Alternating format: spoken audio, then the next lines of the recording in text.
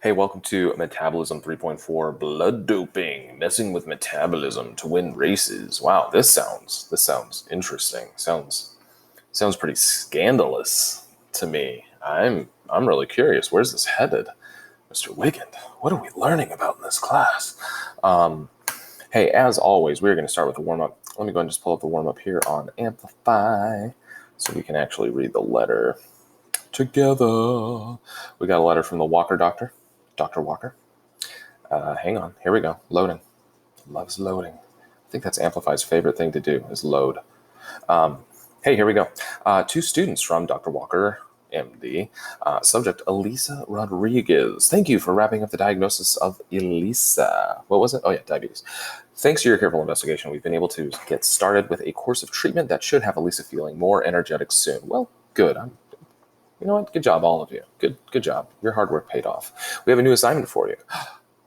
Now, we want you to learn about the metabolism of athletes, not just any athletes, but world-class athletes that train for many hours every day. Energy release in the cells is very important to these athletes. To start your thinking about the energy needs of these athletes, please answer the following questions with your best ideas. Ooh, what questions? Here they are, down here at the bottom. In order to maintain a high level of performance, what types of foods do you think an athlete should eat right before a race? Select one. Well, ice cream isn't on there, so I guess I'm going to have to select another one of these. Explain your reasoning. Well, because ice cream's delicious and it motivates me to do anything. The energy release in cellular respiration helps an athlete perform. How do you think an athlete might be able to increase cellular respiration? I didn't think about that. Is there a way to increase cellular respiration? What would we have to do to increase it? Hey, answer these questions and come back to me. Thank you. Can't wait to hear your ideas on how we can increase cellular respiration. I'm going to be skipping around a little bit in this lesson. It's going to be a little bit shorter for you, so hey, you're welcome. We started learning about metabolism by investigating several medical conditions in which things were going wrong with metabolism. Remember, we talked about anemia, we talked about asthma, diabetes, a pancreas injury, and all of these either affected how much oxygen a person could take in or how much glucose they could take in and have delivered to their cells. Now we will examine the other end of the spectrum. We will consider how elite athletes are able to increase their cellular respiration in order to compete at the highest levels. Hey, here's what we're going to do. We're going to read this article, blood doping. We'll be reading an article about blood doping, a way in which some athletes, have tried to trick their bodies into having just a bit more energy than they would normally have. You may have heard about this. If you follow the Olympics at all, you've probably heard of certain athletes being banned for doping. It's tricky. It's really tricky. But I hope when you read the article that it's intriguing to you and it makes sense to you. As you read the article, hey, we're trying to focus on asking deeper, more meaningful questions.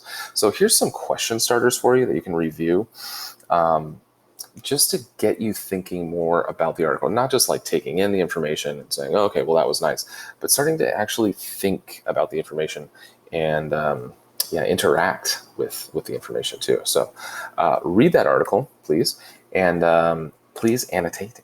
As always, annotate the article, highlight, underline, make notes, ask questions, and then once you finish that, come back to me.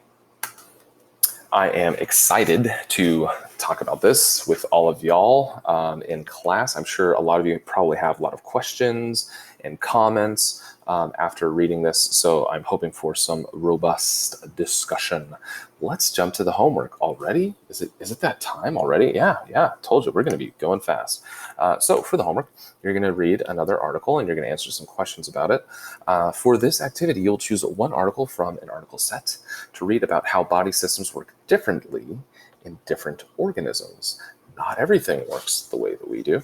And then you will answer some questions. So you have a choice of some articles to read for homework. So if you are in just the regular lesson right here, the articles are right here.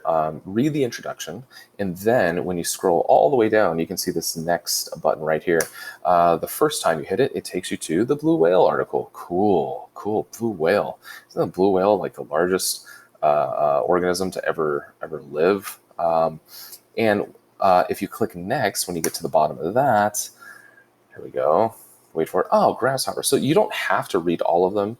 All you have to do is read one of them. That's it. That's all I want you to do. Now, you might want to read them all because they're kind of interesting, but you only have to read one. And then down at the bottom, after you finish reading, you're going to say, which one did I read about? Oh, okay. And then you're going to answer these questions down here. And then, hey, you're done. Congratulations. See you next time.